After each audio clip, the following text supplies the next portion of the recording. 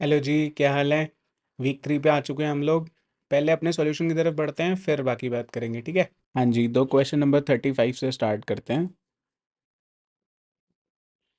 35 question है आपका, count good nodes in a binary tree. Question कह रहा है, given a binary tree root, a node x in the tree is named good if in the path from root to x there are no nodes with a value greater than x. Return the number of good nodes in the binary tree.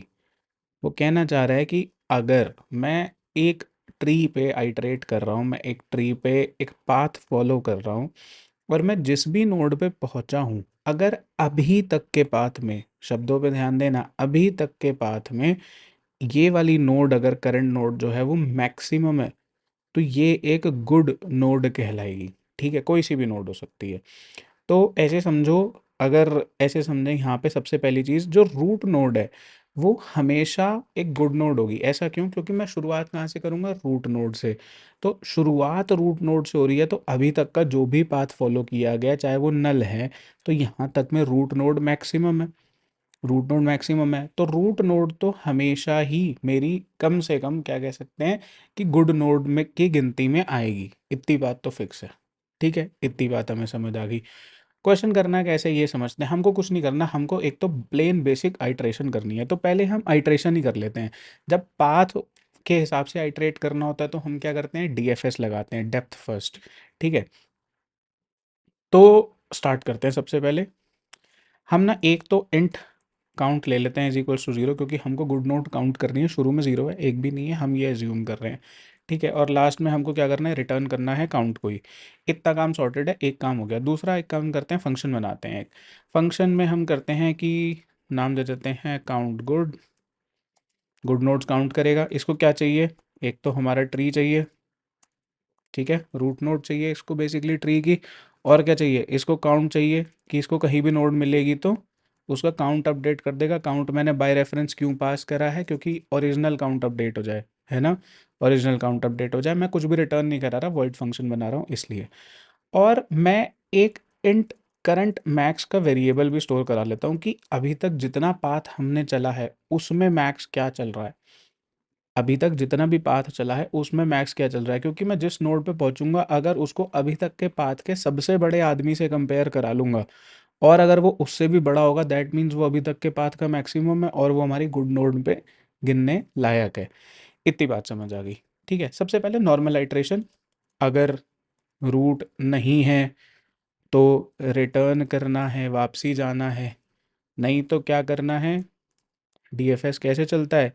Count good, root के left में जाओ, count भी भेज दो और current max भी भेज दो। काउंट गुड, रूट के राइट में जाओ, काउंट भी भेज दो और करंट मैक्स भी भेज दो। ये तो हो गया हमारा आइट्रेशन वाला पार्ट। इतनी बात हमें अच्छे से समझ आ गई।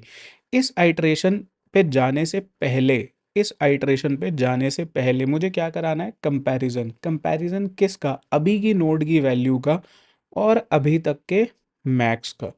ठीक है, तो अगर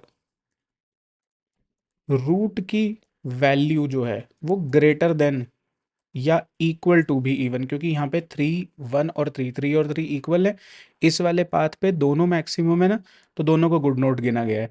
इस वजह से greater than equal to current max हो जाए, तो क्या करें? एक तो काउंट बढ़ा देते हैं, दूसरा करंट मैक्स को अपडेट कर देते हैं ना।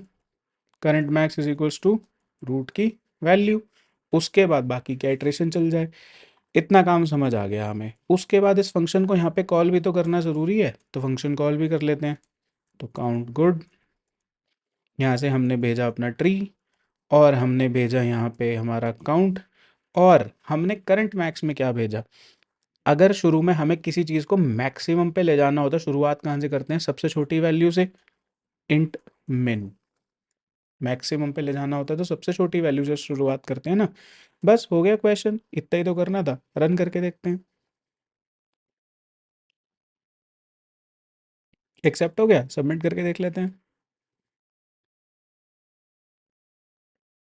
हो गया सबमिट, बहुत ही बढ़िया।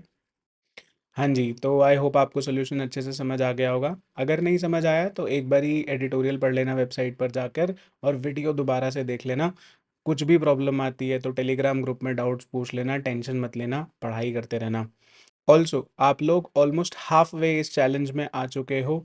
आपके कुछ ही दिन बचे हैं। बिल्कुल भी इस चैलेंज को स्किप मत करना, पूरा कंप्लीट करना, एकदम मोटिवेटेड रहना। बस कुछ दिन की और कहानी है, फिर हम एकदम डीएसए में प्रो हो जाएंगे।